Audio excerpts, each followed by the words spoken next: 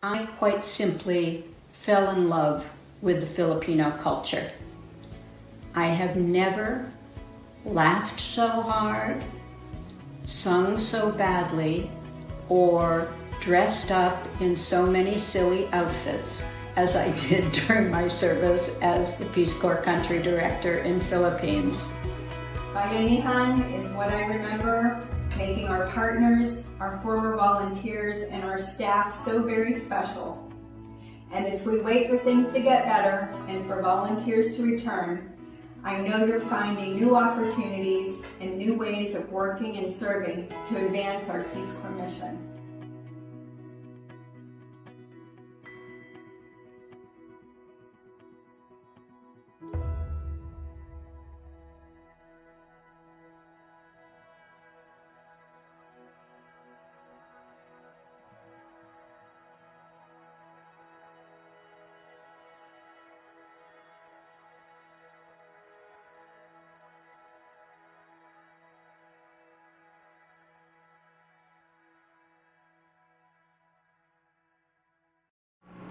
And so, my fellow Americans, ask not what your country can do for you, ask what you can do for your country.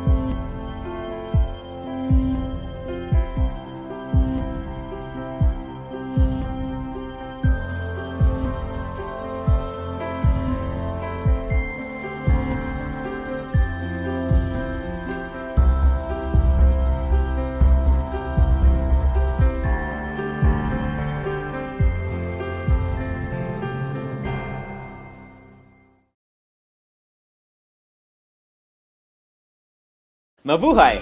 I am Jules Giang, and welcome to the 5th anniversary episode of YSEALI TV. Launched in 2013, the Young Southeast Asian Leaders Initiative is the U.S. government's signature program to strengthen youth leadership development and networking in Southeast Asia. Since then, YSEALI has engaged young leaders across Southeast Asia through workshops, educational and cultural exchanges to the U.S., and seed funding. This year marks the 5th anniversary of YSEALI. In just 5 years, YSEALI has grown from the 150 young leaders who attended its launch in Manila to more than 134,000 members across Southeast Asia, including nearly 24,000 in the Philippines. More than 4,200 young leaders have participated in the exchanges to the US and within Southeast Asia. And more than $1 million have been awarded to support youth-led initiatives across the region through the YSEALI Seeds for the Future grant competition. Let's look back at what YSEALI has accomplished since 2013. I have been deeply impressed by the passion, commitment, energy, and optimism of YSEALI leaders I have met. In Southeast Asia, 2 out of every 3 people are under the age of 35, which means that your generation will have a huge, outsized role in tackling the pressing issues that your communities, your countries, your region, and the entire world face. And that is why the rallying cry of YSEALI is never too young to lead.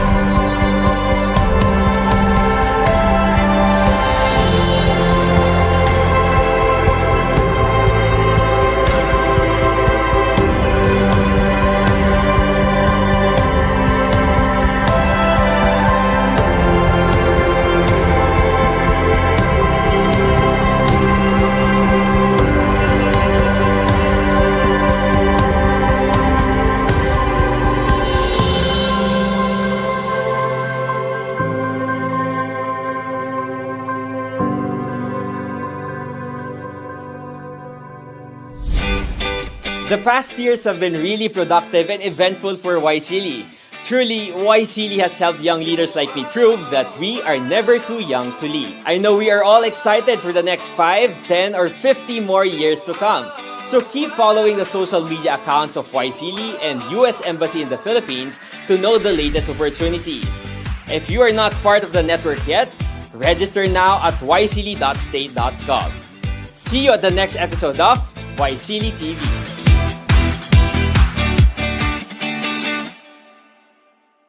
On behalf of the Department of Education, I would like to greet the U.S. Peace Corps. Happy anniversary! Happy 60th year in the Philippines. We have worked with you through the Padayon Mindanao project, which benefited our teachers as well as our out-of-school youth and adults in Mindanao. Here's looking forward to the next 60 years. Congratulations. Let me greet the U.S. Peace Corps on its 60th anniversary. My profound gratitude to all its officers and members. May we continue our strong collaboration and partnership for the good of all the Filipinos we serve. Mabuhay! May God bless you all. We at the PNVSCA would like to extend our heartfelt congratulations to the management and staff of Peace Corps Philippines. The contributions of your staffs and volunteers in education, health, social and economic development has truly been exceptional. Your dedication in service has been an inspiration for all of us. We look forward for many more years of partnership in coordinating and advocating volunteerism for development. Wishing you more years of unparalleled success. Congratulations on this day. Happy 60th anniversary, Peace Corps. Magandang umaga at mabuhay sa lahat. Ako si Jenner Edelman, Country Director sa Peace Corps Philippines. Napakahalaga ng okasyong ipinagdiriwang natin ngayon ang ika-60 anibersaryo ng Peace Corps Philippines. Binabati ko ang lahat ng RPCVs. And so, my fellow Americans, ask not what your country can do for you, ask what you can do for your country.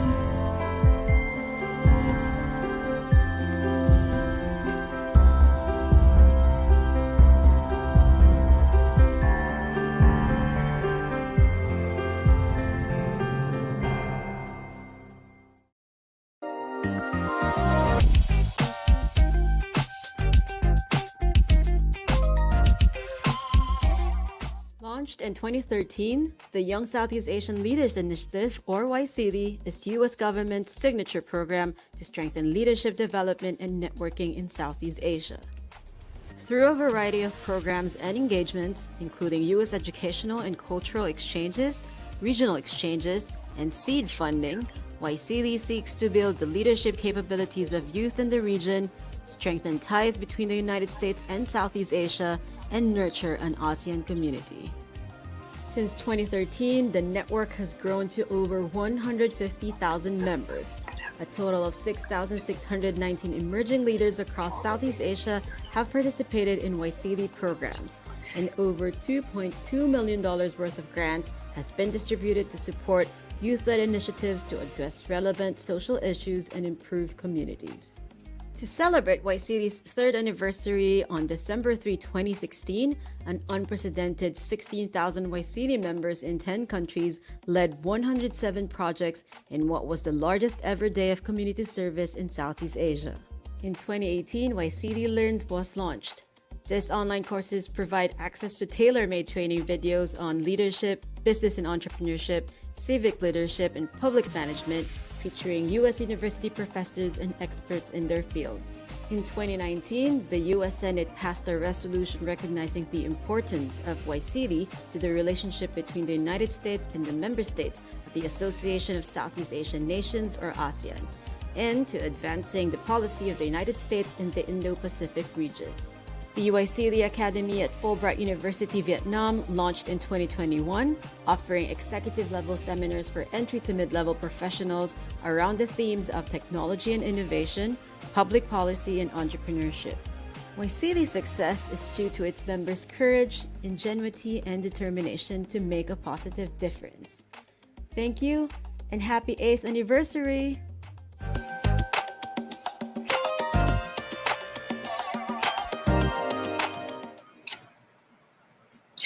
Mayong hapon sa inyong tanan, na imbag nga malam, maupay nga kulop, magandang hapon po. Good afternoon, everybody. Welcome to Younified Talks, volunteering in the time of the pandemic. I'm Val Bastille, YSEALI alumnus, and your host for today's forum. This afternoon, straight till the evening, we will be conversing with leaders who lead by serving others. I have personally witnessed how our invited panelists have worked alongside their communities during the pandemic, so we are definitely in for a treat tonight. You know what a way to celebrate not one, not two, but 3 events. Today is our celebration of the 60th anniversary of the United States Peace Corps here in the Philippines, the 8th anniversary, or so lovingly called 8th birthday of YSEALI, and of course, the International Volunteers Day. So that's hitting 3 events with 1 event. And so to kick off our event, let us all welcome us all in our forum. Please give your digital and virtual applauses to the country director of U.S. Peace Corps in the Philippines, Ms. Jenner Edelman.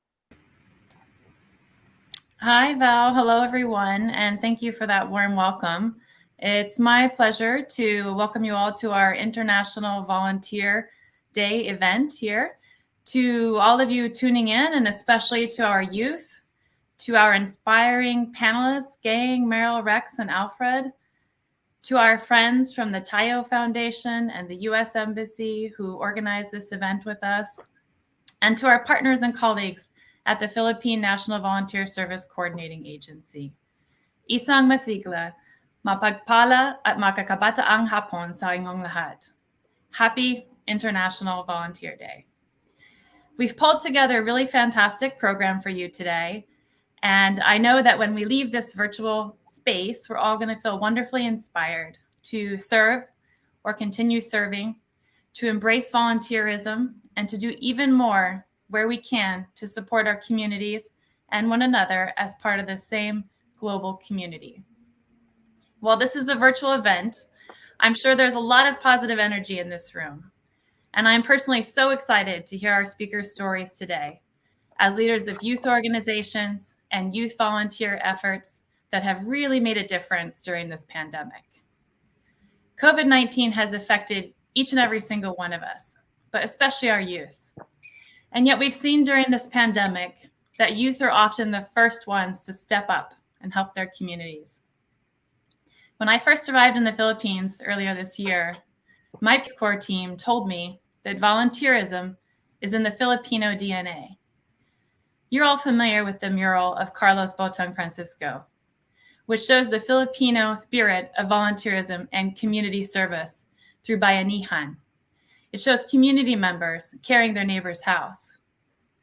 I'm sure you've also heard stories of or even experienced rice harvesting through Bayanihan, where neighbors and community members help one another harvest, because this is the Filipino way. Bayanihan is also the way of the Peace Corps, and of Tayo, of PNVSCA, and of our embassy's YSEALI, or Young Southeast Asian Leaders Initiative. Volunteerism is what we do and support and what we've always done. We at the Peace Corps are actually celebrating our 60th anniversary this year. Our first 120 American volunteers arrived here in the Philippines in October of 1961.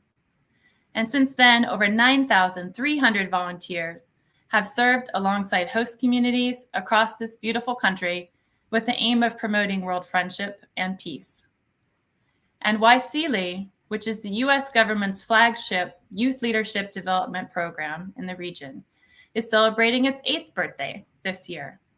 In fact, many of today's speakers are YSEALI alum, and I've just got to make a quick plug for YSEALI. If you are a youth leader between the ages of 18 to 25, and you are interested in participating in leadership development exchange programs and getting access to training and funding for your community initiatives, I would encourage you to sign up now to join YSEALI at yseali.state.gov. Today, we're going to hear stories of hope, of kabayanihan, and of selfless service for others.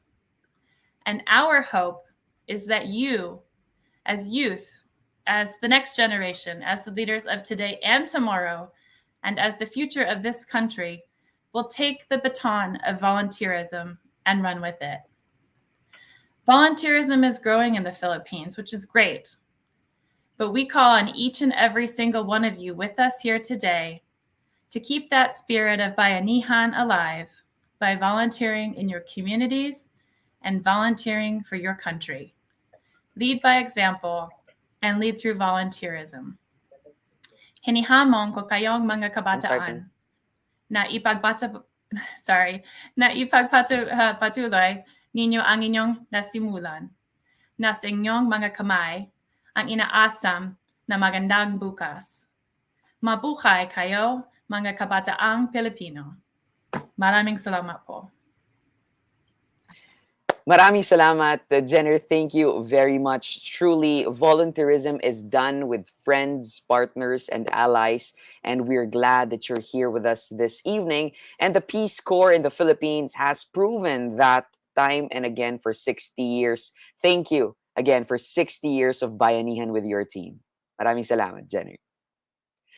Now let's proceed to meeting our amazing plenary speakers this afternoon. Their leadership and their stories from various organizations and advocacies prove that volunteerism has always been our normal as Filipinos. Kung merong new normal in the time of the pandemic, itong volunteerism, ito lang ay normal sa atin mga Pinoy. Let's meet our plenary speakers for this afternoon. Our first plenary speaker is a staunch advocate for the youth volunteerism movement ever since she was in college. She founded a groundbreaking movement and nonprofit called Rock Ed Philippines in 2005. She was also recognized as one of the 10 outstanding women in the nation's service and received the 10 Outstanding Young Men Award in the same year. Grabe. Currently, she is a Trauma Research Foundation ally, runs a pro bono web-wide mental health learning program for teachers, coaches, and athletes, and recently published a book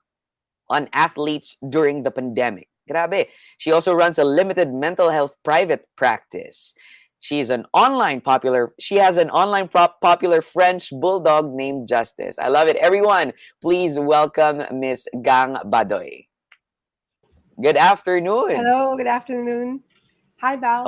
Hi, where are you calling in from, Gang? I'm just calling from our project study space, which is actually a clinic, but it doesn't look like a clinic. It's a creative space where we have our mental health sessions. And so I also hold the Zooms from here. Sorry, I know you introduced me with a set introduction, but I also want to share so proudly. I'm also the mental health therapist of Heidelin Diaz, our Oh, first wow. Olympic That's gold. really I know awesome. that's like what I should bold in my resume these Yeah, days. yeah.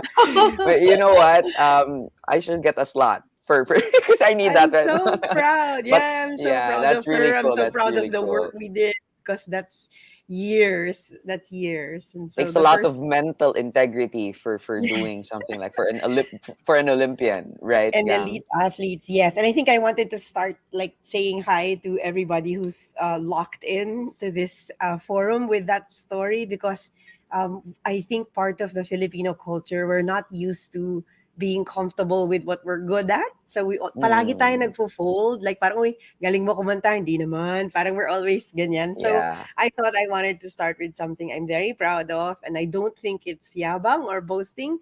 It's a lot of hard work. And I'd like to say na sinamahan talaga ng Project Steady Asia si Heidelin from Rio to Tokyo. And it's something we're proud of. And as a volunteer, you should be proud of your work. You should be proud of your work Really, without definitely without something to be proud of. associating it. Oh, Uh-uh. without associating it with yabang. That's not yabang. Iba yun. Yes, There are other yes. examples of yabang actually I can give, but we might not have time. Yeah, let's talk more about that later, and we'll Yes. definitely love to know more about the work that you do. Let's introduce first our other panelists. I'm so excited for this afternoon. First speaker pa lang yun, ha, Yay! mga kapatid. Next up, we have a licensed teacher with almost 2 decades of experience in project development and management, training and capacity building, and creating and implementing projects that address education, health, and economic challenges in various communities. He's the national evaluator for the search for child-friendly cities and municipalities in the Philippines and external affairs officer of Unilab Incorporated. Let's welcome my idol, of course, Mr. Rex Dio. Sir Rex, magandang gabi sa iyo. Gang. Is Rex here? Yes. Hello. Yes. Hello. How Hello, are you this Rex. afternoon? I'm good. I'm at home spending time with my family. Very important to be able to spend time with your family. And thank you for setting aside time to spend time with your volunteering family here at YSEALI. Of Up course, next, Vaisili is also a family, Val. yes, oh, sana all family. Char. Well, up next, I'm gonna introduce two Hindi more. pero hindi ko gusto lahat ng family ko. Paano yun? Hindi, loko lang. All Actually, right. hindi loko yun. Our next family member is a fellow Mindanaoan. She is the national president of Millennials Philippines, Millennials PH. She built the biggest youth-led movement in the Philippines called Kapit Mindanao that raised over 11 million pesos to assist 22,000 COVID-affected families in and around typhoon-hit communities and 53 towns in the Philippines. This led to her winning the 10 Accomplished Youth Organizations Award in 2020. Besides her ComDev work, Meryl is a technopreneur by profession. She's the CEO and co-founder of her own mobile app company, Impactville, one of 6 social innovation startups awarded by Idea Space Foundation. She's also recognized by Women of the World in 2019, JCI Pinay Power Award in 2020, and the Ambassadress of Investing in Women by the Australian Embassy and Educacion PH. Everyone, my very good soulmate, Miss Meryl Jalani. Meryl, hello from you. Hi, everyone. Magandang gabi sa lahat. Hi, Val. It seems like I Uh, just saw you the other night. Cool. that's Happy true. to see you. Happy to Hi, see you and Meryl. share this digital space with you, Meryl. Baka naman Definitely. later you can play some piano because we need to make use of that piano in your background. I'm just Yeah, gonna introduce yes, yes, go ahead, Meryl.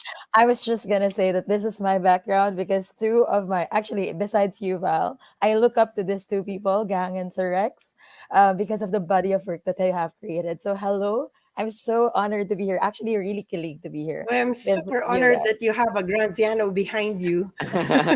We definitely have a marvelous set of speakers for this afternoon. But to help complete our lineup of speakers, we have someone who has almost a decade of experience in developing and managing innovative and impactful programs for children and youth in the Philippines and Asia Pacific. He's now the executive director of Positive Youth Development Development Network, a nonprofit organization that has touched the lives of more than 75,000 individuals through various initiatives within its first year of operations. So let's welcome very good friend of mine, a mentor as well, Mr. Alfred Dicto. Mayong hapon da. Good afternoon, Alfred. Hello. Hello, Val. Mayong hapon from the City of Love, from Iloilo City. Hello, Sir Rex, Miss Gang, and Meryl, of course.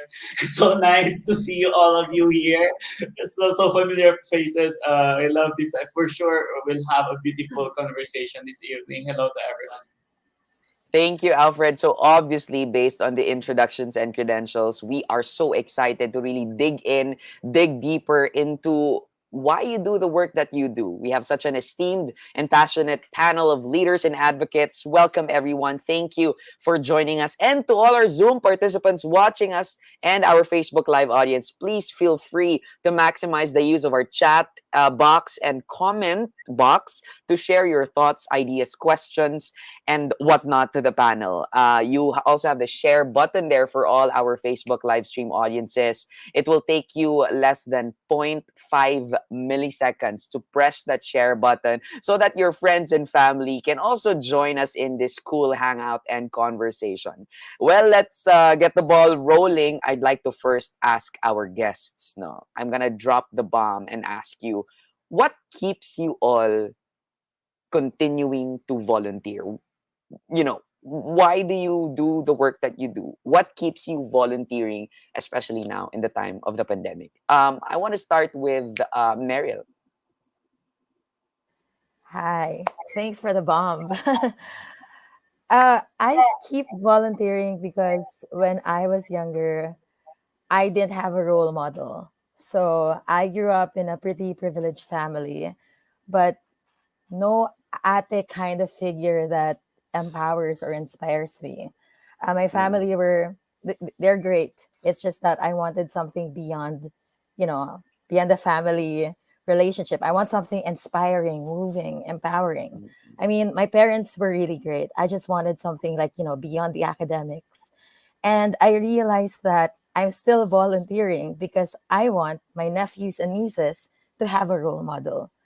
And so far, I think we've achieved that because just a few months ago, my pamangkins were turning 18, 17, and they were telling me that, Ate, Tita, I'm going to be registering to vote. Thank you for telling us we should do that. Things like that, very little things. And I feel like right now with Millennials PH, which is a group of 5,000 people in the Philippines, they're mostly Gen Zs, even if the name is Millennials PH. I feel like they're my pamangkins too. And even when it was hard during the pandemic to continue the work that we are doing as social justice advocates, my core team said they'd like to continue what we were doing because they said, mapapagod lang, hindi susuko. So after the pamangkin, like me as a young kid, with no role model, and my pamangkin having a little bit of a role model in me, I feel like with Millennial Speech, it's actually happening all over again. And I'm actually really proud of that.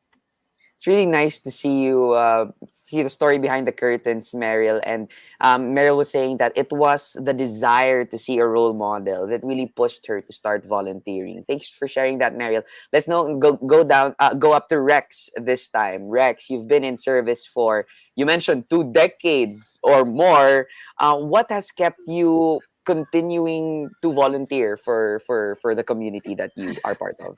While I'm a product of a feeding program facilitated by volunteers. So that means from 3 years old up to 17, after graduating from college, the only people that I encounter are volunteers. And each day I am inspired with what they do, the thing that they are very selfless. They don't have anything. They don't have salaries. They don't have benefits. But still, it's the fact that they are taking their time to serve other people. That's why it has always been my dream to put up my own foundation, to do feeding program. Pero iba pa yung binigay ng Diyos sa akin, mas malawak pa yung binigay niyang avenue. So I think volunteerism is an opportunity for you to give back to the community and at the same time make the best version of yourself. Walang tapon.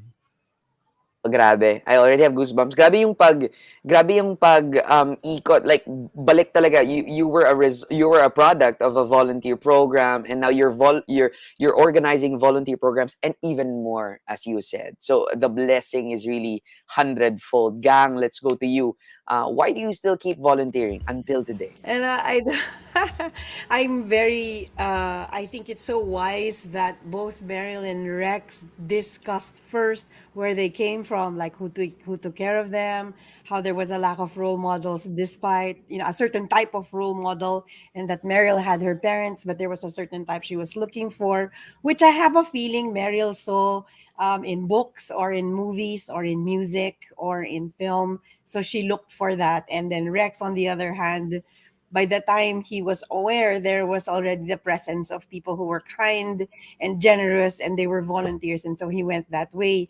I'm a little different. I think I had too many role models. I am the 10th child of my mom. I'm number 10, and in Wow. our home, I know, my mom is Very an exception. productive. Mom's an exceptional woman. She gave birth 10 times, and she sa bahay namin, ang hirap magbantay ng 10 children, CEO level ka dapat to really maintain that, na wala ni isa Oh, sa'min wow. na preso, parang gano'n. Ang galing nun, 'di ba? Wala ni isa sa'min na rehab, na preso, okey naman kami, parang gano'n. And for a mother to handle 10, she, inculcated, I suppose, yung meron sa inyong bahay, sa lahat ng bahay natin, meron laging praise word. Halimbawa, Val is so obedient, Meryl is so studious, Alfred is so, he's so friendly. Rex is shy, but he's very generous. Merong paulit-ulit na adjective na when you're praised by your parents, that's the adjective used. For my mom, it was always, ang galing ni Gang, meron siyang initiative. Laging yun ang sinasabi niya. Tapos na-realize ko, brainwash ako ng nanay ko na hindi ako dapat maghintay ng utos para gawin yung chore ko. Kasi ang dami namin. So, para Mm. sa kanya valuable yung value, yung principle of you do it on your own, you volunteer. Wag mong hintayin si mommy mag-utos to wash your own Mm. dish, to etc. So, initiative. So, pag sinabi ng mommy ko kaagad, ay si Gang may initiative yan. Parang highest praise na yun for me. Hindi ko naman alam, brainwash lang ako. So, since then, parang I always thought it was a natural programming, I suppose, of Mm. my DNA, maybe DNA. It's a natural programming of my brain that when you don't wait for Mhm. others to ask, or when you don't wait for hamon or utos, but you actually spot something that needs support and you do it. Mm. My mom made sure I thought that that was an exceptional trait to have. So I think that's why I can't stop. And that's Mm. why I'm not stopping.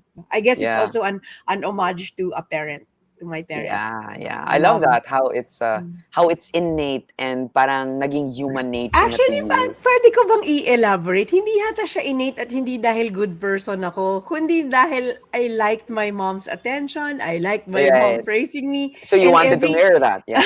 every child has that. You want to be accepted, you want to be liked. And for me, kasi if my mom likes me, I am fed. If I'm fed, I won't die. So, feeling ko na-equate ko yata yun. So, I'm not sure if it's because I'm generous or it's because it's a survival instinct for me. That's a lot of searching there. But I am a trauma research fellow. That's the only reason why I see it as, oh, this is probably a product of a trauma of, if you're one of 10 children, kahit sobrang galing ng mami mo, at some point, di ka mapapansin, ang dami eh.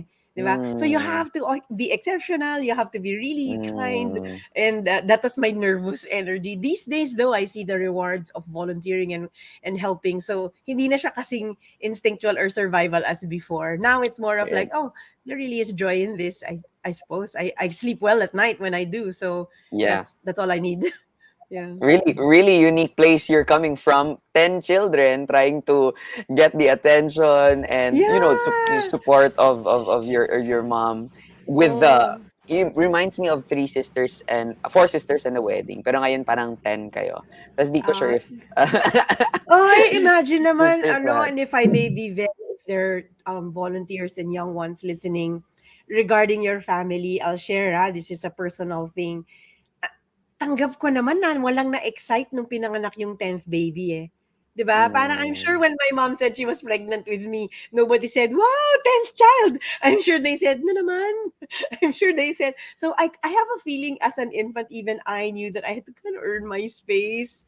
That's a sad slash happy thing, but Yeah. it's not a sad happy thing. Yeah. It's a real thing. It's a lived And struggle and then for a you lot dance of with it. And then you just yeah, dance true. with it. That's life. And yay, diba? Yeah. Let now let Papapansin ako sa nanay ko. Grabe, kawawa naman ako. Yeah, now let's ask Alfred how he danced with it. Oh wait, is Alfred here? There's a comment here according to Sir Rex. Almost the same birth order. Sabi niya ninth of Oh, 12 kita mo na, children. tayong mga anak ng Grabe. marami, talagang kailangan mo magdo ng good deeds, otherwise hindi ka mapapansin eh. Let's talk more about that mamaya with Rex. 9 out of 12 no. But let's first go to Alfred. Alfred, can you also parang bring us back to a time, siguro a trigger point, your social pain as or your reason for why you're doing volunteer work today? Yeah. Natatawa ako listening to Miss Gang and Sir Rex kasi parang ako din, 6 of 7 naman. No, pang 6 ako, talo pa din ako sa usapan. Ay, But I mga also kulang have, sa pansin, di ba? Kawawa naman tayo. but same with Ate Meryl, I think I also have lots of pamangkins now. I have 17 pamangkins. Pero sa akin, Val, I think I started to fall in love in volunteer work slash volunteering because I really love talking to people. I love being with people. I love hearing stories. And the best way for me to be able to do that is to be with the people. And the best avenue for you to do that is to do volunteer work. So I started with the Red Cross, Boy Scout, even during my elementary years, then eventually Red Cross. Then I was a nursing student. There's a lot of volunteer work that needs to be done. And then that's where I found out that hearing people's story is actually a form of coping mechanism for me. It tries to give me another perspective that, you know what, Alfred, itong pinagdadram mo about your thesis, this is a very small thing about dun sa problema ng isang community na halos wala silang makain or yung anak nila na hindi man na makatapos ng elementary, ang pinoproblema mo, paano ka maging cum laude when you graduated in college. So it gives me, that's my way of retelling my story in another angle. It started that way. But then eventually, it gives me an aha moment that's a crucial and a good amount of a source of who I am as a person, my overall development, but was influenced by that experience of volunteering. And that's why in our work at PYDM, we provide more of these opportunities and platform because we found that, volunteer work is not actually just good for you. It's not just good for the community that you're helping. It's actually good for you, especially for our children, especially for our youth. It's crucial to their overall development. And I would say to the overall better positive development of our society. So that's why I'm into volunteering. And doon na din pumasok yung hugot na, so Alfred, you have now 18 pamangkins. Then what type of model, or that's what Ate Meryl is saying, what type of role model you want to paint to them? Like, what do a successful person would look like? And I want them to look at me as, I want to be that, Tito Alfred or Uncle Alfred, who can do things seriously, but at the same time can make a difference in the lives of other people. So I think that's it. Thank I love you. it. There's a really unique energy that you get from talking to people from all backgrounds and all walks of life, and I think that's the beauty, as said by Alfred, of why we do volunteer work, because we get to meet people from different backgrounds and get energy from that. We were talking on the sides also. Rex is the 9th out of 12. Gang is I'm 15th of 15 with both sides. Alfred, 7 siblings. Meryl also 7, and ako naman for both mom and dad side, we're like I'm the fourth siguro of 12 children from 6 women. Wow! Yeah, but That's that's a good thesis statement. What is the correlation of those with volunteer backgrounds and their family size? I think No, so. is there? I have an absolute theory on this one. I may or may not be correct, but I hold fast. When you grow up in a household with a lot of people, you really learn to accommodate and dance according to your space. Like halimbawa, sa amin, magtatagalog ako magtatagalog ako. Halimbawa sa amin, ang dami namin di ba? So, 5 pa yung kuya ko, 5 boys, 5 girls yung branch that I grew up with kasi. Yung expected na kung chicken yung food, one big, one small piece lang. Hindi ka pwedeng magdalawang hita. Pwedeng one hita and then pakpak na dapat yung next. And so, even if there was enough resources, any child that grows up in a house with a lot of people will learn to accommodate others, another. Maybe that's why mas malawak yung horizon ng view ng batang maraming kasama sa bahay. I'm not saying only children are doomed, not at all. Yeah. I'm saying only children have a different experience from us. Yeah. They become generous from another space. But the Yeah. people who grew up like us with a lot of siblings, we really learned how to share by force. By sheer habit, you need to share. I mean, kahit Yeah. ayaw mo, kailangan mo mag-share. So I think that's one of the gifts of growing up in a large family. There's a lot of bad stuff too, but that was the good stuff. That's a good part. Would be really nice to include our participants in the Zoom room as well as our Facebook live stream audiences in this conversation. Tell us in the comment section or in the Zoom chat box. Yung mga volunteers kayo, alam ko madami tayong viewers na volunteers. Tell us, how many siblings do you have and what is your birth order or rank in the number of siblings that you have? Maybe there is there's a similarity in family size and volunteer background. You can everyone who's in Zoom and Facebook, you can include that in the chat box. Let's converse and talk about that. Maybe this will kickstart a new research. Let's go to question number 2. Grabe, question number 1 pa lang tayo sa panel na to, pero madami nang lumalabas. No, together with the U.S. Peace Corps tonight, in line with our theme tonight, volunteering in the time of pandemic. This is a different, I would not say a completely new surface of space of volunteering, but this is a different landscape in which our volunteerism operates in. Can we ask you in technicalities or in practical mindsets, how are you able to attract and motivate volunteers? Because we all know that we all had our personal issues, personal coping mechanisms amid the pandemic, because we all faced it in the isolation of our households. So when you go up and create these campaigns and programs and parang tell people, hey, can you help out other people and volunteer with us while they themselves are coping with their own problems and issues? How did you attract and motivate volunteers, especially with possible health risks coming up? Alfred, you can start with this round. Yeah, thank you. Thanks so much for calling me first, because I think my internet will again act out in a couple of minutes. I think it's a different challenge. It's very easy, and especially us when we do programming, we're quite comfortable in doing face-to-face volunteer work, face-to-face orientation.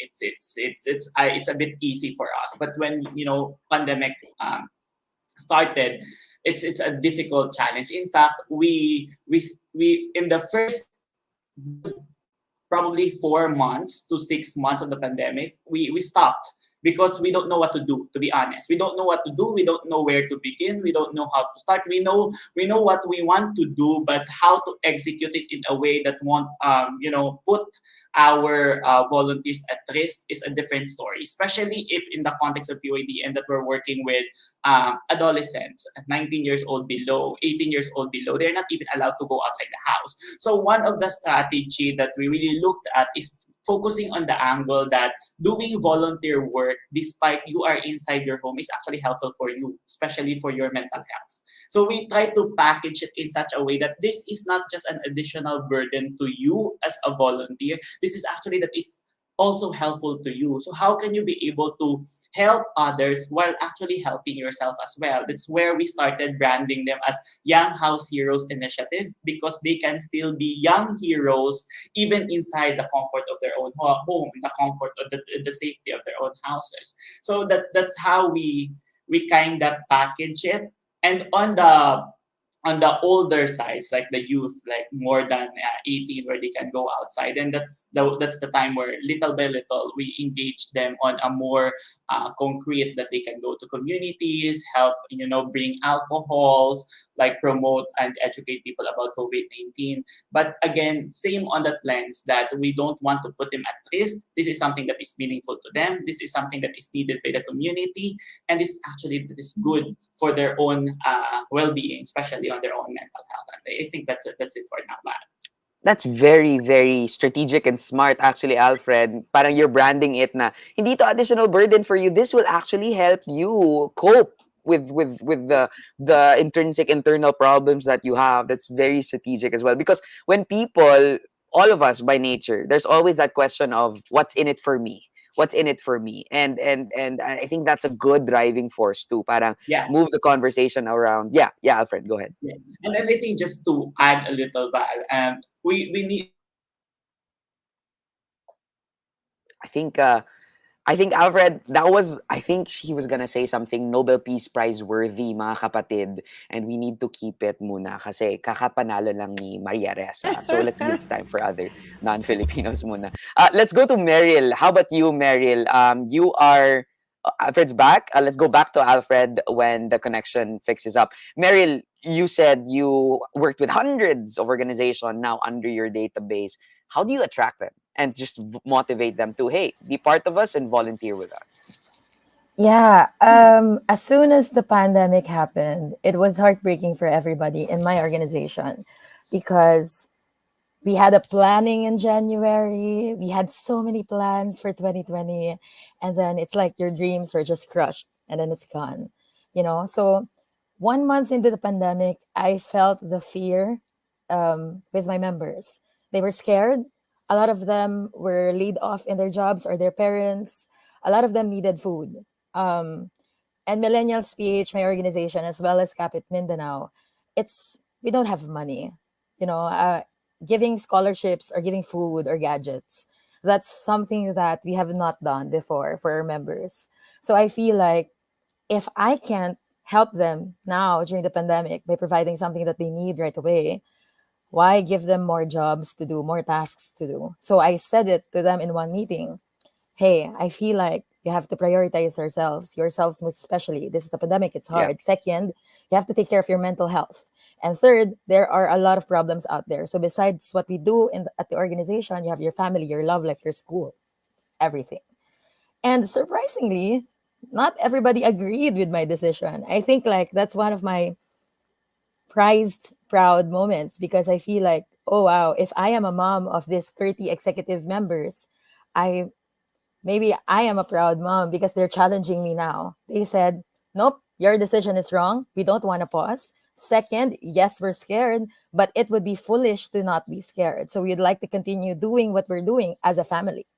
So I feel like, oh, wow, they want to do things like that. So that's the kind of energy that these young people, mostly Gen Zs, were actually giving off. And I feel like that's what's attracting to Millennials PH. Millennials PH, as well as the movement that also convened Capit Mindanao that Val and I created together, he's my co-founder, was actually, it's very inclusive, it's bold, it's brave, and it's challenging. So I feel like with that kind of energy, what happened to us was that we didn't even have to invite people to be part of our movement. People came to us. And I think that's because of the vibe that we gave off, the empowering kind of vibe. Yeah, super quick follow-up question. That last one, Meryl, the vibe that you give off. I think that's about branding and also the way we frame the work that we do. Empower. Can you talk more briefly about that? What kind of vibe did you try to give off? And I think this will benefit most of our organizers, campaign creators that are listening with us as a practical tip. I think the vibe that we gave off was we're doing something that's not just fun. Like, for example, when we created a fundraising campaign, Val, we said hunger is violence. And what we were trying to do really is raise money. We were raising money for 20 communities in Mindanao. So in that space, more young people felt like, oh my God, everything that we're doing is, one, we're aiming good. And second, it's actually a very political aspect to what we're doing because even if it's just raising money, even if it's just creating a webinar, it helps solve a little bit of this political issues, systemic issues that we're facing today. So it's the vibe of a very no BS kind of advocacy Mm-hmm. that you're doing. I feel that's that. Like it's not, hi, we're fun and all that. You know, like when we were younger, we met a lot of leaders like that. It's fun, it's prestige and whatever. We didn't have to give that off. What we were Mm-hmm. saying was like, this is the problem and this is what we're doing, and Mm-hmm. you're helping systemic issues in one way or another. Thanks for that, Meryl. Alfred, welcome back. We'll get back to you, Alfred, just after we talk to Rex a little bit. So Rex, yeah, how about you? How did you attract and motivate volunteers in the middle of this pandemic? Val, Unilab External Affairs heavily rely on volunteers. So when the Mm-hmm. pandemic came, it's like, whew, how are we going to do community-based Yeah. projects without going to the communities, without having volunteers at your side? So we really need to resort to virtual programming. One of my programs, Akap Guro, which was created after my stint with Teach for the Philippines, is actually a program for teachers that provides them health informations. So that we think is a perfect opportunity to inform teachers about COVID-19. We tapped experts from DOH, from Department of Education, so that our teachers who are actually preparing for the hybrid kind of education will be equipped with the necessary knowledge about COVID-19. It is very hard to implement classes, whether it's virtual or providing modules to their students when they know nothing about COVID-19. I mean, that time that was 2019, and even Mm-hmm. in 2020. Mm-hmm. So they were able to ask from experts straightforward questions about minimum health standards. How are we going to ensure that teachers will not contract the disease, as well as they will be safe, especially when doing facilitating module distribution. So that's one. And then the other one recently is that we joined several partners such as churches, nonprofits, and the city health government in order to conduct vaccination activities. So if you're going to ask me how do we attract volunteers, we talk to them. We tell them the why. We tell them why there is a need for us to do this. We tell them why do we need to collaborate, because bayanihan is really the thing that we need to do in order to address anything that is confronting our communities. Thank you for that, Rex. Alfred, before you were gonna say something just to add to your point. Yeah, go ahead. Yeah. I think I was what was I was trying to say was that one of the major challenge in the volunteering aspect of COVID-19 pandemic is when can you say that it's still helpful for the volunteer without making it a burden to them. So the timing is really very important to identify, and that range of how long a young person can actually volunteer that still finds it meaningful without making it feel as a burden is actually highly individualized. So one person can say, I just be here for an hour, or another person would say, I'll take care for a week, and another person would say, I can probably offer 2 weeks. So having that variation, Mm, having that yeah. options for flexibility is actually very helpful in our volunteering Mm-mm. opportunity during the pandemic. Yeah. Thank you, Oh, Val. that's nice. Gives you really like you level off on your responsibilities. You try to qualify and quantify the work that you do as a volunteer. Gang, before we final words for this round of questions, how were you able to attract and motivate volunteers Well, for in the work that you do? Like Rex, we partnered with other NGOs. Very able. I'm very lucky. I'm part of the Towns Foundation, the Outstanding Women in the Nation Service. And if you know who's part of Towns, you know that they will move things because these are the most wicked titas in the planet. That they will really move things. Just to give you an Mm-mm. example, townsperson would be Maria Reza, Cheche Lazaro, Tessie Angsi, all these people from different fields. So when we merged, we all agreed that what we will focus on is PPEs for frontliners because there wasn't much coming in. But since everybody in towns knows someone who knows someone who knows someone, we started purchasing in bulk, partnered with UPPGH, and then we made sure. Now, regarding the actual volunteers, what we did was we chose one specific location, just one, the Kaisa Foundation headquarters, para dun lang yung space kasi hindi iba na yung movement kumpara sa disaster relief eh. hindi na siya pasahan ng boxes till it gets to the center. It will now be minimum possible contact with minimum number of people with a minimum number of kilometers traveled. And so Mhm. what helped us really, and I don't know if this is counterproductive as an answer, but I'm going to tell you now, what really helped us is that because before the pandemic, we already had small groups everywhere Pockets that of, could yeah. move. So I don't think Meryl's group or Rex's group or Alfred's or yours or even the Peace Corps, I don't think any of us just came up organically with the mushroom plan when the pandemic came. There were already plans in place, and then you completely adjust to it so that the virus accommodation and the safety just cuts a few things pero nandun na siya. So I guess my point is, I don't think we came up with something new, but we did come up with reconfigurations of existing systems to accommodate the safety of Mhm. everyone. So paano namin ginawa yung food? We nagkontrata kami ng mga restaurants na malapit sa ospital. So they Mm-mm. will only travel 1 kilometer. Parang, all the food will not travel so far.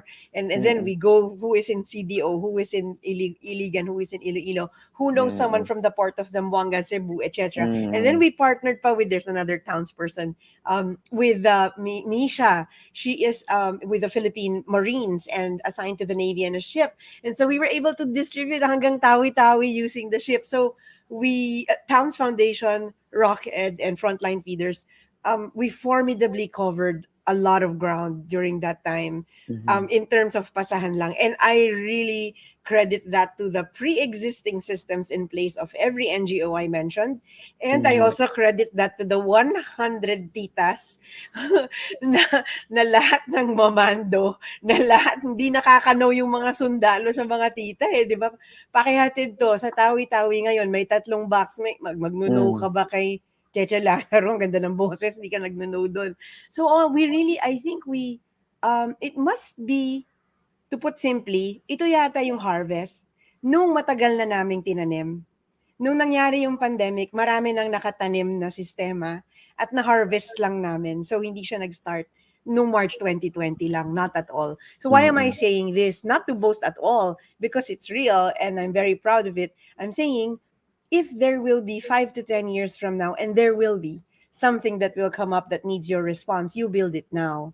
You start it Mm. now. You build networks now. You build friendships now. You build teams on the ground now. Even if there's nothing happening yet, not because you're Mm-mm. nervous, but because when a situation arises, you just want to be the ready one. Yeah.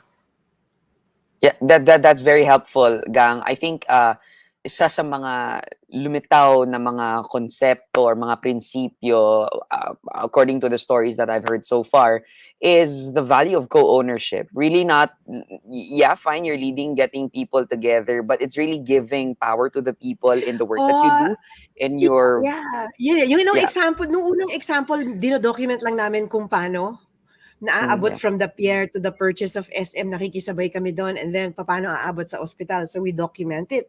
So a lot of posting online kung paano umabot. So people started asking, how can we help? So the usual, others would be, oh, please deposit na lang, is dagdagan mo to kasi gusto namin bumili ng mas maraming face mask, mas maraming PPE. Magpapatahi kami ng PPE dito, malapit na sa Iloilo Hospital. So puro ganon. Tandaan mo rin, ang exceptional din naman ng team na katrabaho ko, mga tita na exceptional yun di ba? So merong nangyari na, how do I say this? People started seeing what we were doing and how it would get to the beneficiary, and then they ask how they can help. And then once alert level started to lower, at the time it was still called ECQ, GCQ, some of them said, I have a sanitizer company, do you want us to clean your warehouse? And then, oh sige, go. I never even met any of them. Lahat yan Viber, and then lahat yan Zoom. And then yung iba naman, we actually have a cleaning service. Do you need something cleaned in Cebu? Sure. So sanitize the whole warehouse again periodically. So I think at this point, people have the option not people shouldn't volunteer if they Yeah. can't afford it or if their Yeah. health is compromised. Yeah. But when they knew and they see this, then they saw the system and they knew where they could slip in. they volunteered. So I think what's very helpful is it should look, the space must be so transparent, even the money must be transparent, so they know exactly where to insert themselves and say, oh, I have this as a resource, I can join here. Yay! So parang, I guess parang Lego, kailangan Yeah. accommodated at saka compatible lahat ng pieces para put together siya. So Yeah. I think that was one of the things that worked for us. The combination of Towns Foundation, Rocket Philippines, Frontline Feeders, and other Kaisa Foundation, and etc. Thanks for that, SM, gang. SM Yeah, Foundation then. Alfred was trying to mention how he gave the volunteers the power to decide what level of work they want to give off. Sir Yeah. Rex was talking about the partnerships that he had with local communities. Also, you, gang, and I saw how Meryl had mobilized communities to lead their own, no, to add value to the existing work that they already had in their specific hometowns. And I think, yun na nga, as I was saying, it Tingin was ko really, rin, Val, sorry I have to, yeah, I'm yeah, so sige. excited when you're summarizing. Tingin ko, ang hindi natin na-mention, hindi na-mention ni Alfred, ni Rex, at ni Meryl, hindi nila minimension kasi sanay na sila dito at bottom line to ng lahat, because there was a level of trust. Because people trust Meryl, because people trust Alfred, because people trust Rex. That's why people show up. So parang, kung tanong mo ko yung over volunteerism over the time of the pandemic, we all prepared for this decades ago. We all Yeah, prepared for this yeah, decades back. And yeah, that, the preparation is not yeah. just system, it's also that they trust you. Yeah. And that's very Trust important. is That's a the very big currency. factor. Thank you for that. As I try to wrap up this round now, because we want to entertain questions from our participants over Facebook and Zoom. So for those of you over Facebook and Zoom, we will be heading on to our open forum. If you have any questions for our plenary this evening, please do feel free to drop it at the Zoom chat box or our Facebook live stream. And then our team will collect and gather some questions and ask them to our plenary for this evening. Before we head on over to some questions from our audience, and please do submit some questions. Very briefly, to cap our plenary sessions, I'd like to hear from our panelists this evening. What is the top thing? Very briefly lang. What is the top thing that you should be able to do or consider in order to create a successful grassroots campaign or a successful volunteer program? Okay, just to repeat that, when you're going into wanting to create a grassroots campaign or a volunteer program, what is that one thing? Not two or three or four, okay? What is that one thing that goes off the top of your head as a consideration, as a main consideration when you do your campaigns or your programs? Let's start with Sir Rex. Well, I think, Val, you need to be authentic. That's one Mhm. thing. When I ask farmers from a far-flung community in Bulacan to build a school for their children, I need to convince them by joining them, by doing the heavy load. Ako yung naghuhukay, ako yung nagpapala, kasama nila ako na kumukuha ng mga bato, ng pawid, etc. Whenever you volunteer or whenever you ask for volunteers to do something, you should be the one doing the heavy lifting first, because when they see you, when they are inspired with what you do, they will connect and they will engage. That's it, Val. You never go wrong with wanting to be authentic. I love it so much. Meryl, how about you? Wow, I got shocked. So beyond the technicalities like branding, marketing, accounting, transparency, etc., one that really makes it one that's really been something that's effective for us in Capit Mindanao, Val, is ownership. We made sure that in Capit Mindanao or any other movement that we created, like in Millennials PH and Capit Pinas, we made sure that they owned it 100% as we owned it as founders 100% as well. So we made sure that they can say that I built Capit Pinas, I'm a huge part of Capit Mindanao, I am the value of why this is happening. So I feel like that's a huge part of it, because if they feel like maliit lang naman sila na part doon sa movement, they feel small as well. So one of the biggest things is actually creating that level of ownership, making sure that they are 100% into the campaign and the commitment into what we are doing. Thanks for that, Meryl. Keyword is ownership. Gang, very briefly, how about you? What's the thing that's on the top of your head when you talk about Ako grassroots talaga, campaigning or volunteer program? kailangan kaya mong makinig. As in, kailangan mong makinig. Kailangan mo pakinggan yung iba, yung kailangan. Tunugan mo yung sitwasyon. Tunugan mo yung resources. Tunugan mo kung you can trust this person or not.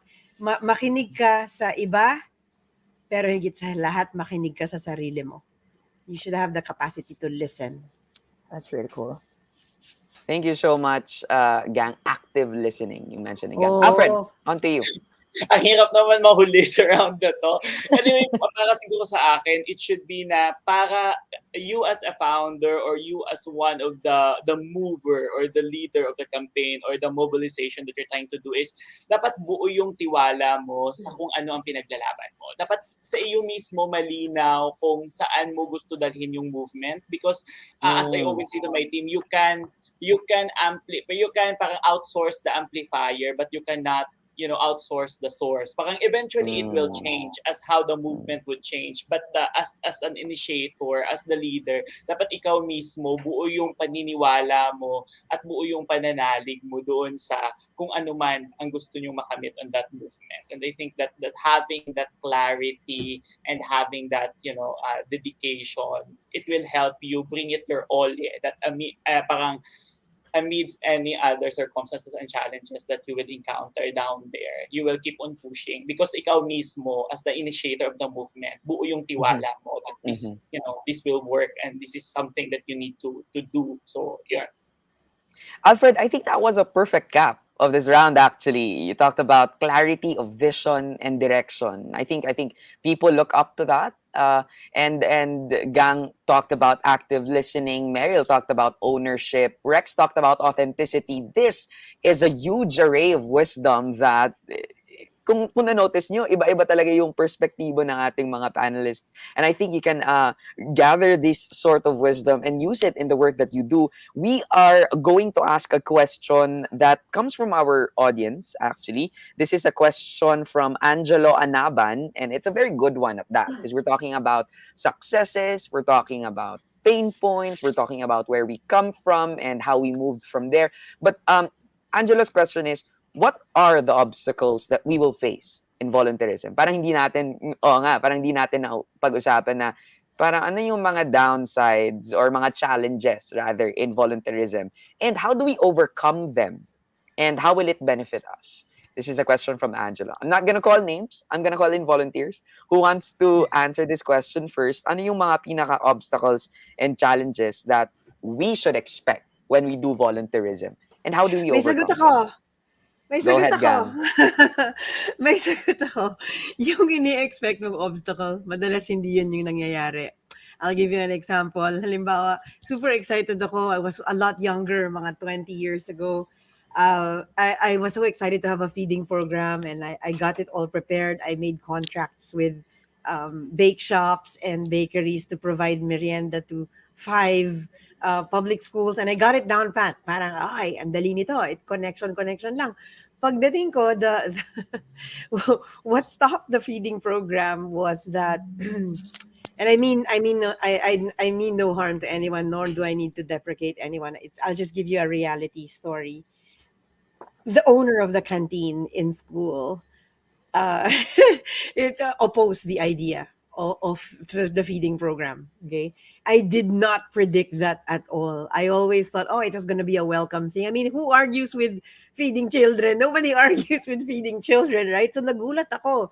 So what is the obstacle that will show up? I don't know, but I think it's not something you'll expect. This is why you need to listen. That's why I said listen. And this is also why you need to be super flexible and adjust plan B, plan C, hanggang plan D. Basta, kahit naman umabot ka ng plan Z, basta iisa ang goal mo, to the same general direction ka pa rin eh.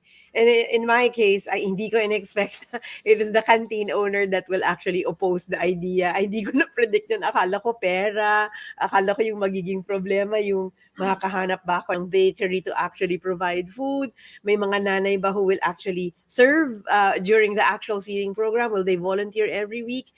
I thought those were the problems. So the tip I can give is that you can expect an unexpected problem to come up, but it is your flexibility and your eye on the goal that will actually Mm. not make you, hindi ka madidiskaril kasi alam mo kung saan ka papunta eh. So, Oo. yeah, so that's one example. Gang challenging kasi potential partner talaga yung nag-oppose or nagiging challenge or hindrance. Very briefly, Yun, how did you oo. overcome it? How did you Ah, overcome it? What was the thank you for situation? asking. We got a really big, we purchased one meal from the canteen itself once a month, Ah, guaranteed.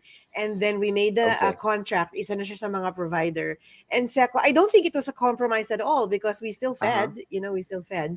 And then the second is it was going to be in the actual canteen where we were going to feed. So we just took it as we paid rent to Yeah, the yeah. owner of the canteen. And Mm. then the second is, sometimes the brick wall that you will hit is actually an institution that you didn't expect will oppose you. Mm. So you Mhm. really have to be flexible Mhm. and yet Yeah. very rigid towards the goal. So flexibility. It's a lot like a sport, really.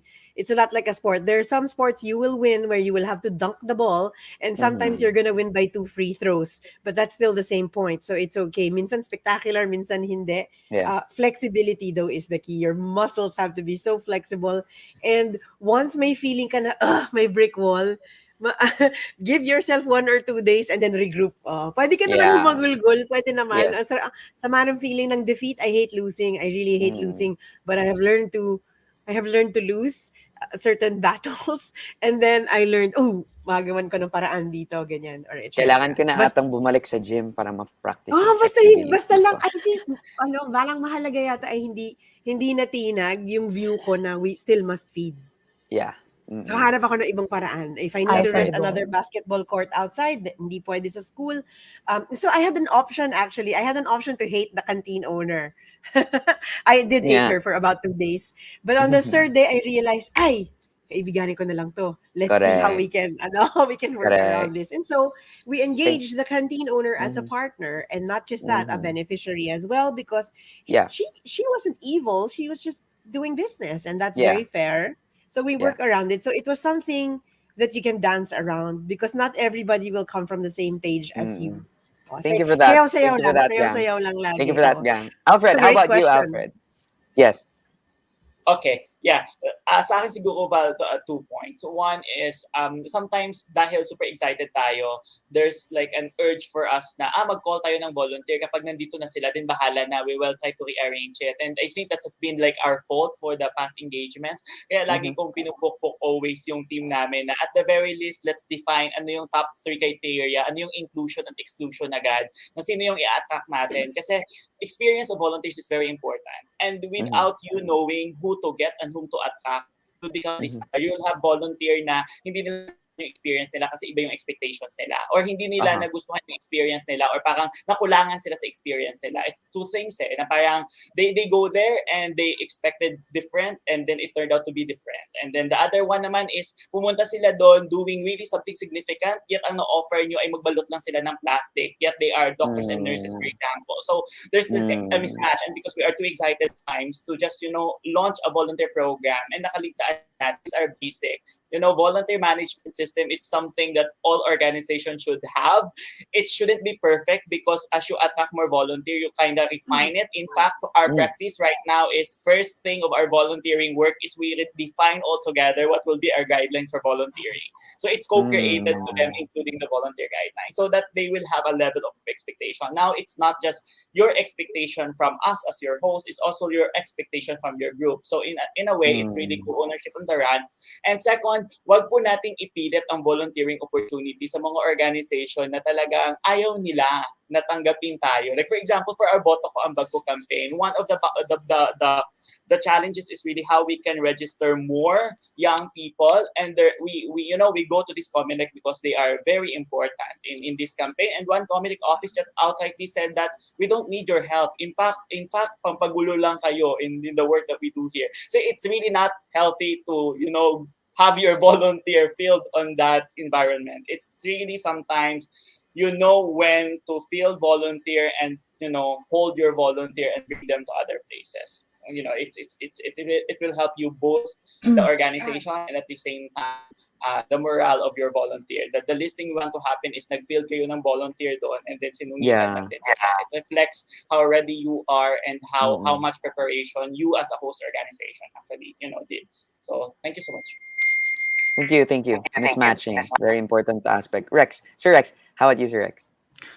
Yeah. Hi, Angelo. I think to answer just your question, magdiretsahan na tayo. Pagdating sa mga kabataan, not everyone, especially those who are old in the community or those who are holding power, will certainly buy in what kind of change you want to do in your respective community. So while it is important for you to listen about their mindset, hindi ka dapat masiraan ng loob in order for you to continue what needs to be done, especially if you know exactly kung bakit mo siya ginagawa until such time that you were able to prove kung ano yung essence ng iyong ginagawa, especially if you are saving lives, if you are saving the nature, if you are saving the environment, if you are making a difference in the lives of people in time, you will definitely get their nod and they will say na, oo, tama nga, magaling din tong batang ito. Napatunayan niya that he is never too young to lead. Huwag nating hayaang hamakin yun naman ang ating kabataan sapagkat lahat tayo may kayang gawin. Hindi kailangan diktahan ng matatanda ang kayang gawin ng bata. I love it. That perfect branding insert there, Sir Rex. Perfect, perfect. Mariel, how about you? Yeah, I'm coming from Kapit Mindanao's experience with 300 youth organizations in the community. So I feel like, Val, you asked me a while ago, what's the vibe that we were having? What's the kind of vibe that we gave off? That's why they came to us. We didn't have to ask for them. It's that there's a lot of us, young people in one space. I think that's that. Na parang, madami sila doon. I have a community there. So in terms of obstacles, one, as a youth leader, I know this for sure, even if we keep saying that young people are great, that there's a lot of potential, all the great things about young people like you and I, we know for sure, you should know for sure that you're going to be invalidated and alienated up more than 10 times. I've been an advocate since I was 14. I've been invalidated maybe 100 times, no exaggeration, but alam mo yun, nagka-abs lang yung puso ko, pero laban, okay lang yan. Invalidation talaga for real, and you have to be able to deal with that because sobrang daming tao that will keep doing that, even fellow young people, but more so boomers and mentors, etc. Second, normal, alam nyo to, young organizations, youth organizations, we don't have money. Sobrang daming passion, sobrang daming commitment, sobrang daming ideas, pero wala tayong pera. So that's an obstacle that you have to be able to realize. So, for example, for Kapit Pinas and Kapit Mindanao, we didn't know that we're going to raise 11 million pesos, just us and the 300 organizations with us. But we did it. And I feel like there's a code somewhere that we were able to crack. Besides that, write proposals, get partners, etc. And lastly, conflict management. You know, like when we're working as young leaders, we feel like everything is just a happy place. But apparently, when you get into that space, you have to realize that not only will you be invalidated by fellow young people and other boomers mostly, you also have to know that there will be a lot of conflict while you're doing your campaign or your movement or your project. Conflict in terms of wala kayong pera, conflict in terms of nababurn out na yung volunteers ninyo, conflict in terms of idealism and reality na sobrang daming gustong gawin ng mga volunteers nyo pero konti lang yung kaya nyong gawin, which is, I'm sure, something that we have all experienced last year as we were doing our disaster related and COVID response. So a quick look into that, no? We were already assisting maybe 40 areas in the Philippines because of the disaster and COVID. And then, you know what happened to Cagayan? Like yung dam, maraming nalunod, etc. A lot of our members, the 300 organizations, were saying we have to help them. And I was their devil's advocate saying we can't help everyone. We don't have money, you know? But shortly after that, we got partnerships with Navy, the Air Force, the military, AFP, and lots of money came in. In 24 hours, for Cagayan alone, we raised 800,000 pesos. So I feel like that happens when you know that you will be invalidated, when you know that you have the lack of resources funding volunteers, and also when you're able to, you know, have a black and white view about conflict. When you know that, you have a better chance of actually going beyond it and actually solving it. That was a good overview as to the challenges that we can expect from doing volunteer work. And obviously, as we wrap up this session, you can see our audience members, our Zoom members, also myself included, no, we can see that there was a ton of insights that we had shared, personal stories, experiences, and narratives. And allow me to just summarize what I had gathered from such a fruitful conversation that we had. It started off with the four of us, with the four of you really looking in and assessing where you were all coming from. And I think that's an important phase, first step to consider in volunteerism. Where do you come from? What are your intentions? Sabi ni Sir Rex kanina, we have to be authentic and genuine. What is our point of reference to why we do the work that we do? If we can establish that really well, I think our four panelists were really emphasizing that we can move forward and be, what, 2 decades into service in volunteerism. Also, lumitaw din ang co-ownership. And I think this is very evident in the work that the Peace Corps, the U.S. Peace Corps also does. It doesn't do the work in silos and on its own. It really gives and empowers, and that's what we have been doing based on the stories that you're sharing, really doing the work together, designing programs together with our beneficiaries, working alongside our communities. I think lumitaw talaga yung co-ownership.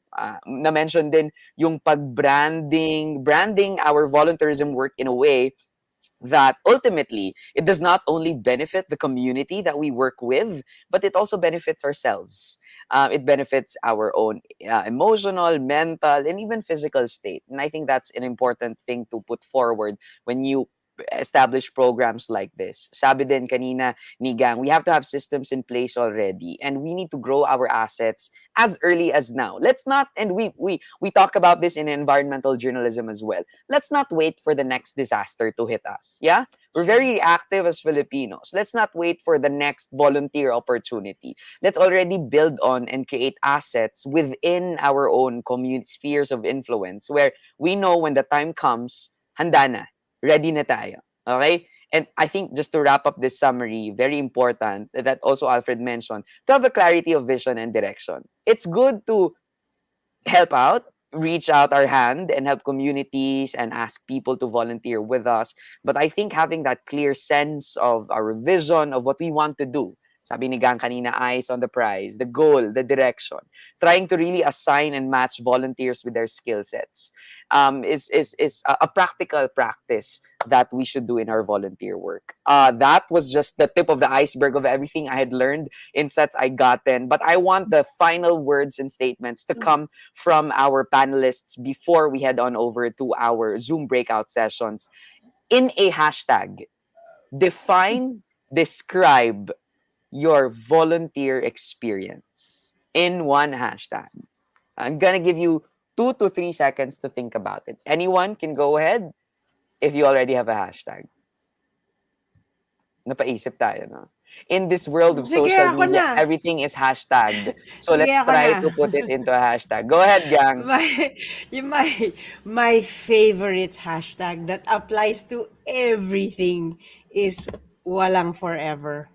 Hashtag walang People forever. always think that's a bad thing because they think it's love and breaking up and just romance. No, walang forever is actually the philosophical reality of the world. Your life, your heartbreak, seasons, hard times, challenging times, even happy times, your breath, by the way.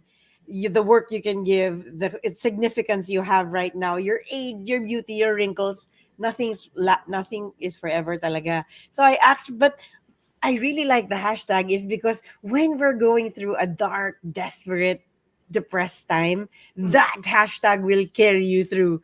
It will say, walang forever, aabot ka rin sa nice season. So, and it's the same with volunteer work. There will be people who will replace you. Your energy will diminish. You will get older. You're not going to be as maverick or stalwart as you always were. There will be a next generation that will replace you, and rejoice in that, dance in that, and do what you can while you're still here and while you're now. So for me, the Rock Ed volunteers, walang forever. So gawin mo na ngayon. Walang Salamat. forever, aralin mo na yan. Walang forever, mahalin mo na yon. There's no forever, umuo ka na. There's no forever, grab it, do it, study it, become it. When else will you do it? We learned over the pandemic how we did not apparently have time, or we Yeah. had too much time in a certain place against our will. So make walang forever your mantra. If you're sad today, if you're dreading Christmas, I have good news. Hindi yan forever. Great. True. Good Hashtag job. walang forever, pero my lifetime. Oh, Sana kailangan makahanap ako ng happy. lifetime. There will be Alfred, what? seasons. There will be Yes. seasons. Thank you, Gusto gang. ko, Alfred, what is your hashtag? gusto ko sumunod kay Miss Gang kasi gusto ko sabihin na yes, true, na hashtag walang forever, but we are hashtag stronger together. That's the Ah, I essence love of that. BYD. And yes, walang forever. We need to start doing things right now. Matatapos din ang pandemic, but always remember that we are stronger if we work together. You and I, these organizations, work with other people, gather community, because truly we are hashtag stronger together. Thank you. Really have strength in numbers, and we can use that hashtag, especially in the upcoming elections where we can choose our next leaders. Sir Rex, what is your hashtag? True, totoo yan. And definitely, mas magaling talaga tayo when we are stronger together. Pero minsan, even if we are together, we will encounter a lot of things. That's why hashtag laban lang. You will encounter a lot of difficulties in life. Maraming mangmamaliit sa'yo. A lot of people will look down on you even if you are doing wonderful things. Hashtag laban lang. Kung iniwan ka ng jowa mo, hashtag laban lang. Kapag wala ka Correct. ng funding, hashtag laban lang. Kapag sa tingin Correct. mo, mahihirapan kang i-achieve ang yung project, hashtag laban lang. And when you think that you want to give up, guys, hashtag laban lang. Right. Ah, I agree. Meryl, medyo 100% agree. Yeah, Meryl, medyo challenging to kasi if you saw, their hashtags were built on the hashtags that came before.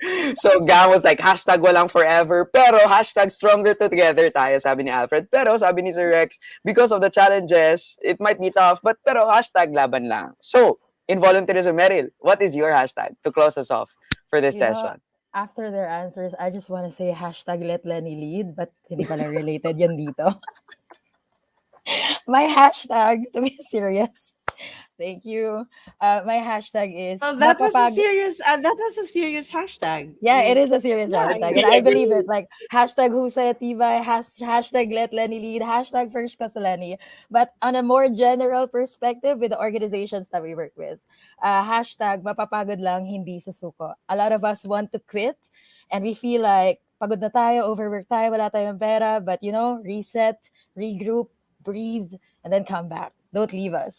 So it goes the same way for the people in this room, as well as my co-panelists, who I look up to. Thank you guys so much. And I feel like tayo, even if we're older than most people who are in the Zoom room, I feel like sometimes we have moments that we like to quit. I have moments that I'd like to quit what we're doing because I'm tired.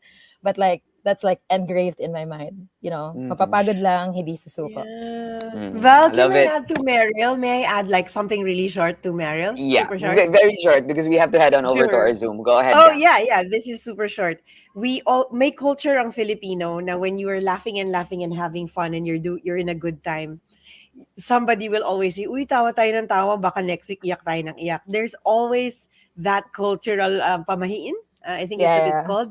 But we never do the reverse. How come when you're crying and hungry, you never say, gutom na gutom ako ngayon, I'm sure next week busog ako. We never do the reverse. So that's why I wanted walang forever, because it will follow nature that magiging tag-ulan, magiging tag-araw, iinit talaga, lalamig ulit, didilim, liliwanag. So follow the seasons. It's a season, and a new season's coming. We will have a new president soon, and we will have that new season coming. It will come.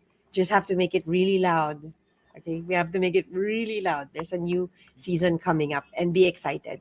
It's a great time to be Filipino. It is a great time to be Filipino. Thank you, Ms. Gang, Sir Rex, Alfred, Meryl. This has been such a joyful time to be together and to share this digital space with you all. I am re-energized now because of the work that you do, because of the insights that you have shared. Maraming salamat po, and I think I speak on behalf of all the audience members that we have listening over Facebook and Zoom. It has been such a pleasure to hear from all of you. Not only is our time insightful, actually, it has been very inspiring and heartwarming. Kasi most of the people I have asked Kamusta kayo? Their response has always been, pagod ako lately. So I think this is a good time to really regroup and re-energize, and I think I got that from, and I think I speak for a lot of people. So maraming salamat. In solidarity of our celebration this afternoon and the conversations that had resurfaced in this panel, let us hear from the Chief Volunteer Service Officer as she delivers the message of Executive Director Donald James D. Gawe of the Philippine National Volunteer Service Coordinating Agency. Let's all give her our attention, Miss Ella Victoria Sarmago. Magandang gabi po sa ating lahat. Allow me to read the closing message from PNBSA Executive Director Donald James Gawe. Good evening, everyone. First of all, I would like to thank Peace Corps Philippines, the U.S. Embassy, and the 10 Accomplished Youth Organizations, or TAYO, Foundation for inviting PNBSA to be part of the Younified Talks volunteering in the time of pandemic in celebration of the International Volunteer Day. I would also like to acknowledge the support of U.S. Embassy Charity Affairs Heather Variaba, our resource speakers, panelists, and to all the organizations, agencies, individuals, and most especially the volunteers who are with us today and watching the live streaming. Thank you for sharing your time. Younified Talks provided the space to impart invaluable insights or ways that will help our young people and the young at heart participants make volunteering a way of life. The conversations tonight have shown how our youth practiced active citizenship and volunteered to help respond to the pandemic challenges as we learn to live with COVID-19. For sure, your continuing volunteering efforts and initiatives will greatly contribute to put us back to live normal lives and on track to achieving our development goals. Some of the good volunteering practices shared by our panelists, as well as the ones highlighted at the height of the pandemic, such as peer and community support, providing for the needs of the most vulnerable, aiding children cope with the new ways of schooling, management of the public health crisis, IAC on health protocols and facts on COVID and COVID vaccine, whether done in person or virtually, surely exhibit the true meaning of malasakit at bayanihan. This is indeed a celebration of Volunteer Day. This year's Ivy Day theme, Volunteer Now for a Common Future, serves as an avenue and support the spirit of volunteerism to help create a better and just future for all. The Ivy Day also serves as a platform to promote volunteering, encourage the government to support volunteer efforts, and especially to recognize volunteer contributions to the achievement of the Sustainable Development Goals at national, local, and international levels. In recognizing the volunteers and their contributions to society, Presidential Proclamation number 194, dated 7 December 1987, declared every December as International Volunteer Day for Economic and Social Development in the Philippines. This is strengthened by Presidential Proclamation number 55, issued on 5 December 1998, mandating the celebration of National Volunteer Month, or NVM, in December of every year under the auspices of PNBSA. PNBSA continuously partners with agencies and organizations like Peace Corps Philippines to create and maintain an environment that enables volunteering towards the achievement of the SDGs. Like Ivy Day, NVM aims to recognize the efforts, sacrifices, and dedication of our volunteers. Through this, we aspire to spark hope, create a solution-driven mindset, and inspire the public to become proactive in responding to the pandemic challenges. Towards this end, PNVSA is also conducting webinars and forums that will strengthen our advocacy. The agency will also award the winners of the Search for Outstanding COVID-19 Volunteers, Spoken Word Poetry Contest, Voluntinig, or the Philippine Volunteer Smarts Translation Contest, and Bayanidahan-based projects. Truly, the youth plays a vital role in creating a strong foundation for volunteerism. Seeing how active and passionate you are in this event only shows that your contributions help us become a step closer to our aspirations. Majority of the participants in the contest that PNBS is spearheaded to advocate volunteerism were young people. It is our assumption that they joined this contest because they value and practice volunteering. Last year, 4 of our SOCV winners are from the youth sector. You, our young people, are filled with great potential, and you are capable of shaping the better future we want to have by volunteering to create your own solutions. So continue to share your time, talent, and treasure. May you passionately embrace and pass on the spirit of volunteerism. Make it a ripple effect that manifests kindness, compassion, hope, and love for the people, the community, and the whole country. I want to leave this message by Mahatma Gandhi. The best way to find yourself is to lose yourself in the service of others. Life will always be full of challenges and hardships, but through volunteering, we can achieve and assure a better life for each and every one of us. Again, thank you very much for being with us today. To all the participants and to those who are watching the live streaming, mabuhay ang mga kabataang voluntaryo.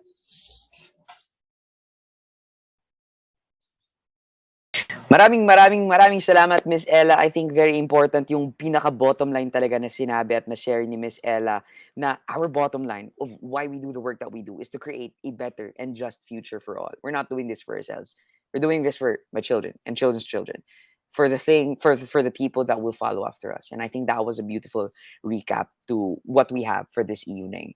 To everyone our Zoom chat, please stay because we have an engaging night for you all dito sa ating sessions sa Zoom. We encourage everyone joining our Facebook live stream to please comment your volunteer opportunities and page links.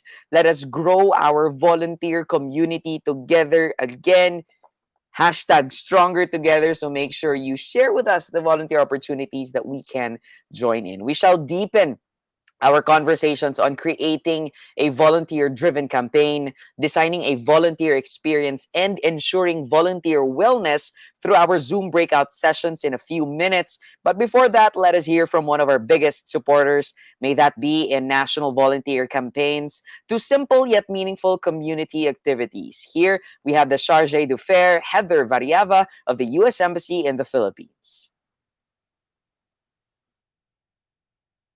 Happy 8th anniversary to the Young Southeast Asian Leaders Initiative, YSEALI, from all of us here at the U.S. Embassy in the Philippines.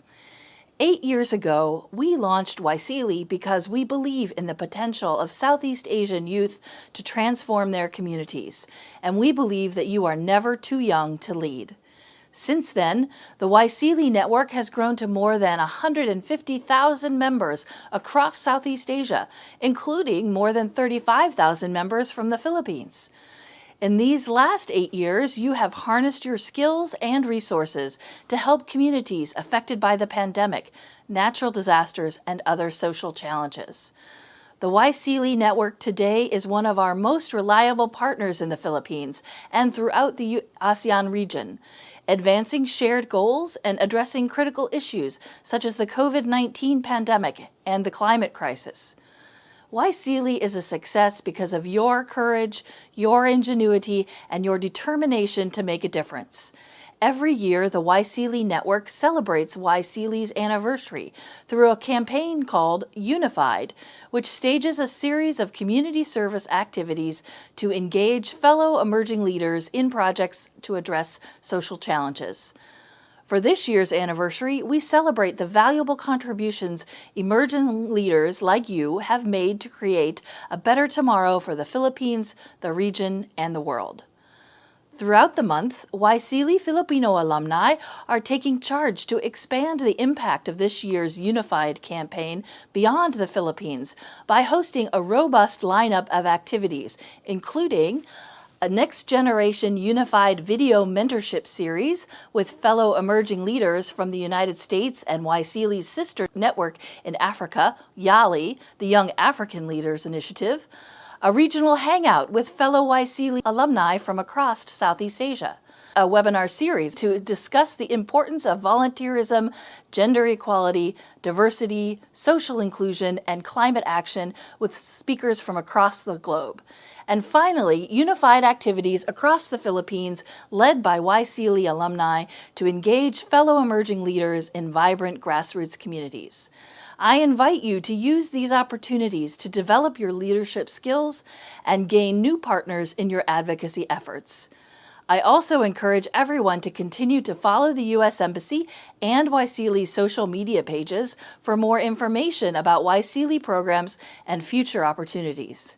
In closing, I would like to thank and congratulate YSEALI Amplify 5.0 and the Alumni Network for their amazing job setting up this year's Younified campaign and YSEALI engagements.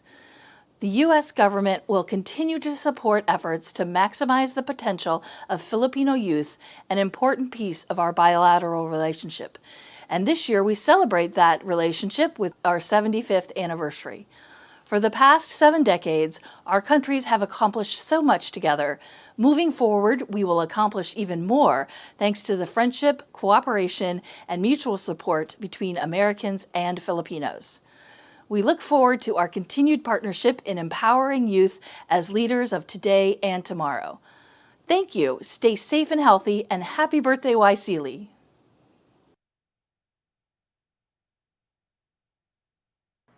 And that's it for tonight for this part of the program. Remember, we still have a Zoom session coming up again. My name is Val Vestille from the Association of Young Environmental Journalists on behalf of YSEALI, the U.S. Peace Corps, the Philippines, PNVSCA, and Tayo Awards Foundation.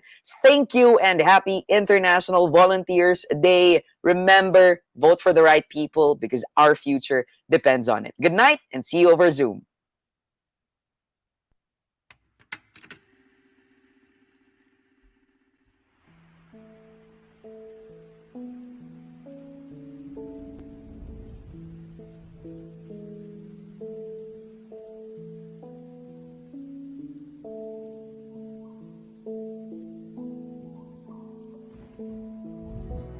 My experience has been pretty great. I love my host family. I think it really has prepared me for the future, for my future site. So they helped me with the exposure to the community and integrating, and I really enjoyed it.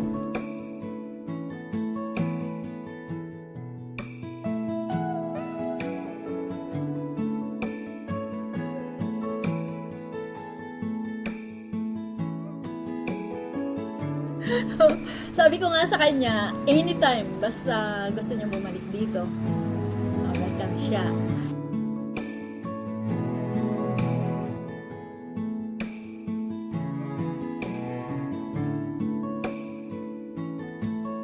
Being part of the youth that she is interacting with, it's like this is also like a new avenue for us to develop ourselves, to become better adults in the future, and then open for change and kind of embrace interculturality.